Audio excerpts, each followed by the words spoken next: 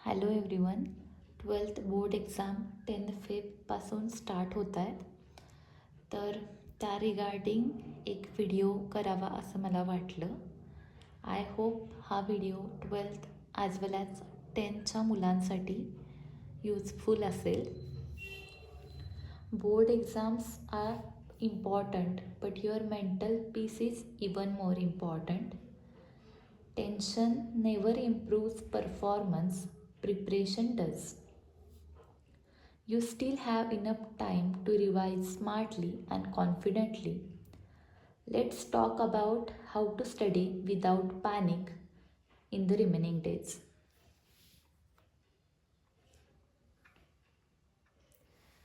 मी आता तुम्हाला काही 20 इम्पॉर्टंट पॉईंट्स सांगणार आहे जे तुमचा एक्झाम रिगार्डिंग तुम्हाला हेल्प करतील. First point is you must have your own plan.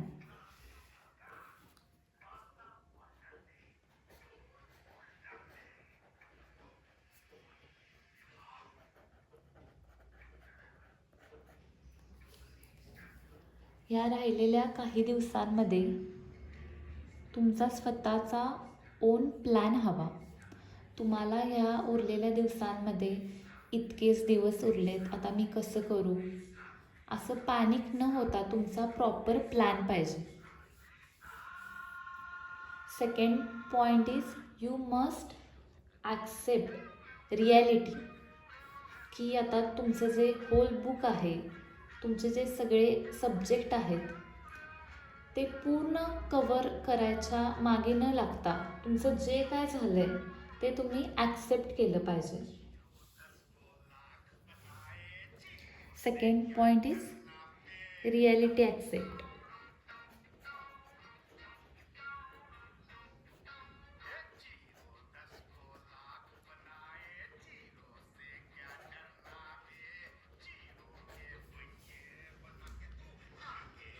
Third point is तुम्ही तुमचं डेली टाइम टेबल बनवलं पाहिजे.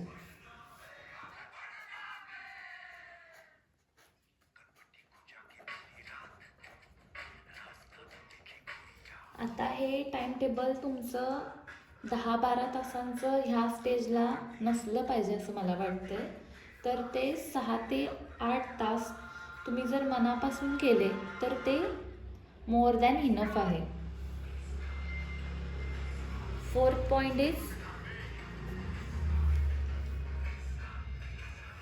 तुम्ही जे तुमचे स्ट्रॉंग टॉपिक्स आहेत ते रिवाईज केले पाहिजेत.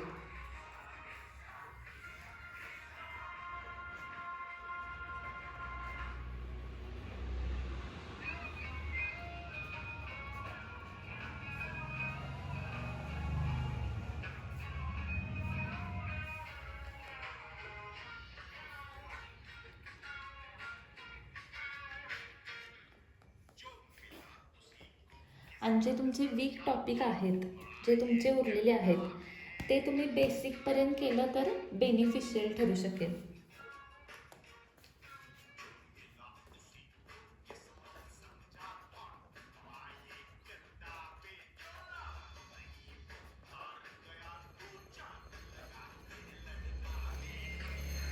तुमचा 6वा पॉईंट जो खूप इम्पॉर्टंट आहे regarding your exams, 6 point is PYQ.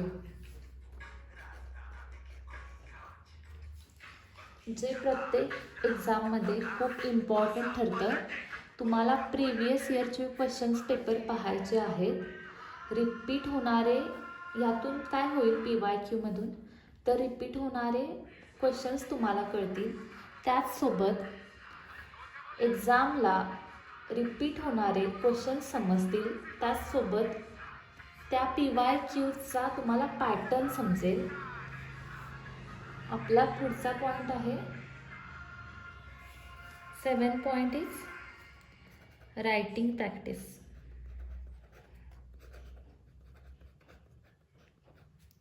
Because तुम्हाला एसे किंवा बाकी गोष्टींमध्ये रायटिंग खूप इम्पॉर्टंट गोष्ट आहे.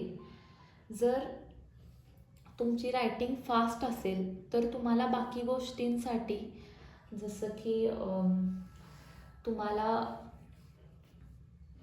निबंध असतात त्याच्यामध्ये तुमचं रायटिंग किंवा 5 ते 6 ओळींमध्ये उत्तरं लिहा यासारख्या प्रश्नांमध्ये तुमचं रायटिंग खूप मॅटर करतं. नेक्स्ट पॉईंट आहे प्रॅक्टिस. तुम्हाला या राहिलेल्या दिवसांमध्ये डेली ॲटलिस्ट एक क्वेश्चन पेपर तुम्ही सॉल्व केला पाहिजे विथ टायमर.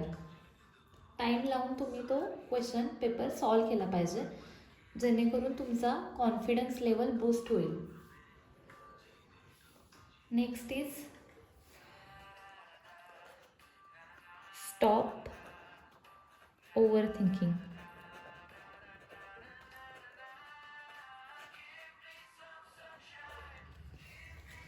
तुम्ही एक्झामला जाताना अजिबात निगेटिव्ह थिंकिंग नाही केली पाहिजे. मी एक्झाम नापास झाले तर, मला कमी मार्क्स पडले तर, etcetera etcetera.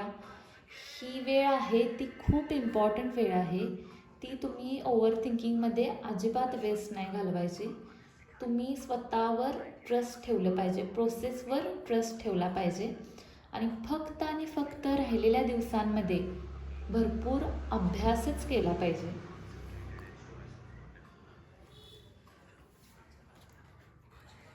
Next point is no comparison.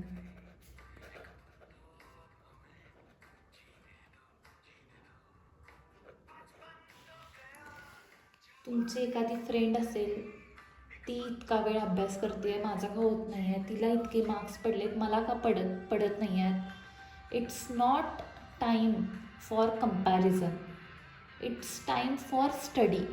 तुम्ही जितकं जास्त अभ्यास कराल तितके तुमचे मार्क्स आपोआप वाढतील. ही वेळ कंपॅरिझन करण्याची नाही आहे. Next point which is very important again,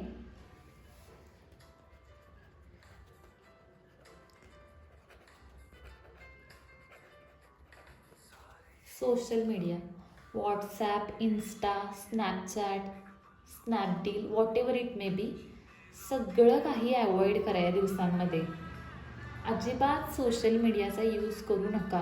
काही फरक पडत नाही तुम्ही येणारे 10-15 दिवस किंवा महिनाभर सोशल मीडिया नाही यूज केला तर. तुमचा पूर्ण वेळ अभ्यासामध्ये जाऊ दे. जर तुम्हाला कंटाळा आला तर तुम्ही पॅरेंट्ससोबत तुमचा वेळ घालवू शकता, एखाद्या फ्रेंडला कॉल करू शकता, पण तो फ्रेंड पण तुम्हाला डिमोटिवेट करणारा नसला पाहिजे, तो मोटिवेट करणारा असला पाहिजे. अशाच लोकांसोबत तुम्ही तुमचा कॉन्टॅक्ट ठेवा. Next is proper sleep.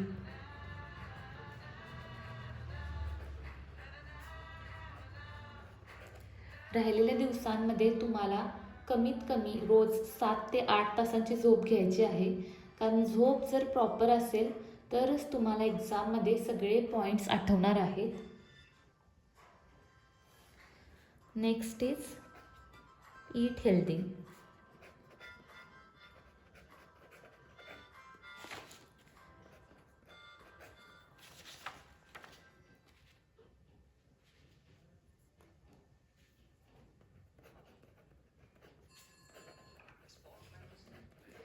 Next is short break.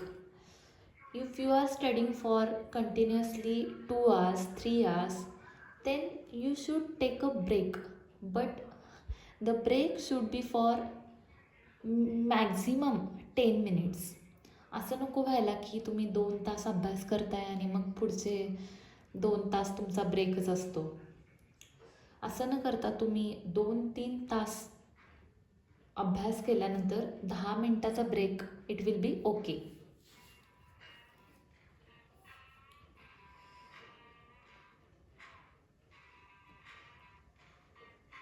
Next point is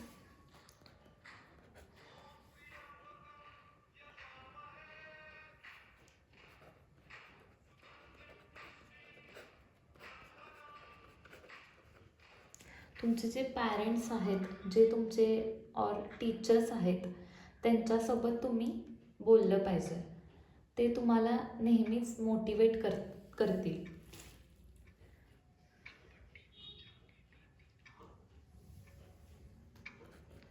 next point is तुम्ही डेली स्मॉल टार्गेट्स ठेवले पाहिजेत.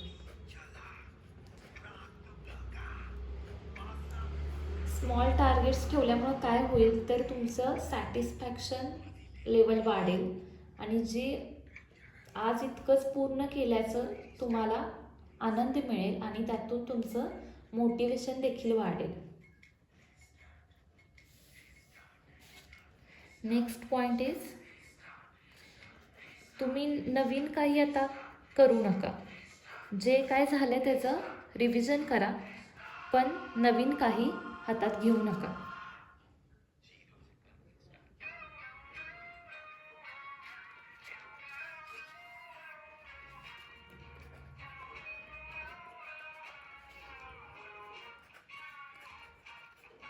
Next point is which is again very important. दिवसभर तुम्ही काय अभ्यास केला आहे हे तुम्ही स्वतःशी बोलू शकता. पॉझिटिव्ह सेल्फ टॉक ह्याच्यामुळे देखील तुमचं जे मन आहे ते अजून जास्त मनाला मोटिवेशन मिळेल.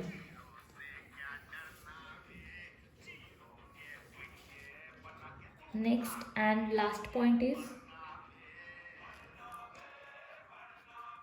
Exam. Exam is just exam, not life. I mean he एक एक्झाम तुमचं आयुष्य नाही ठरवू शकत. त्यामुळं तुम्ही तुमचं बेस्ट दिलं पाहिजे. तुम्ही आधीच खूप मेहनत घेतली आहे. आता स्वतःवर विश्वास ठेवा आणि शांत मनाने परीक्षा द्या. माझ्याकडून सर्व 10वी as well as 12वीच्या मुलामुलींना एक्झामसाठी खूप खूप शुभेच्छा. All the best.